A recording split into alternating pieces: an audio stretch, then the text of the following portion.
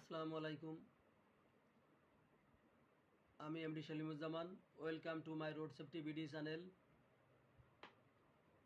আজকে আমি আপনাদের সামনে আলোচনা করব গাড়ির মর্নিং চেক আপ বা নিরাপত্তামূলক ভ্রমণের জন্য দৈনন্দিন গাড়ির কী কী যন্ত্রাংশ পরিদর্শন করা প্রয়োজন। প্রথমত আপনি গাড়ির সাইড দিয়ে রাউন্ড দিবেন বা ঘুরে দেখবেন, যাকে ইংলিশে আমরা 360 ডিগ্রি ইন্সপেকশন বলি।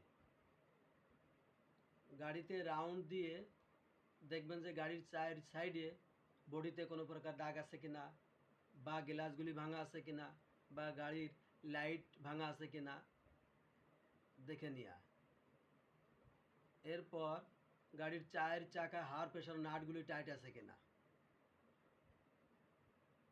এরপর গাড়ির নিচে অংশে উকি দিয়ে দেখতে হবে যে কোনো প্রকার পশু, যেমন কুকুর, বেড়াল, সাপ শুয়ে আছে কিনা, বা কোনো দাহ্য পদার্থ আছে কিনা। এরপর গাড়ির ইঞ্জিন অয়েল বা মোবিল চেম্বারে মোবিল পরিমাণ মতো আছে কিনা ডিপস্টিক বা গ্যাস দিয়ে দেখা। গাড়ির রেডিয়েটরে প্রয়োজনীয় পানি আছে কিনা বা কুলান্ট আছে কিনা দেখা। ব্রেক অয়েল পরিমাণ মতো আছে কিনা দেখা। ব্যাটারিতে ডিস্টিল ওয়াটার ও টার্মিনাল ঠিক আছে কিনা দেখা। ফ্যান বেল্ট টাইট আছে কিনা দেখে নেওয়া। স্পিয়ার হুইল হাওয়ার প্রেশার ঠিক আছে কিনা দেখা। গাড়ির কাগজগুলো ঠিক আছে কিনা দেখা। গাড়ির ক্লাচ ঠিক আছে কিনা চেক করে নেওয়া।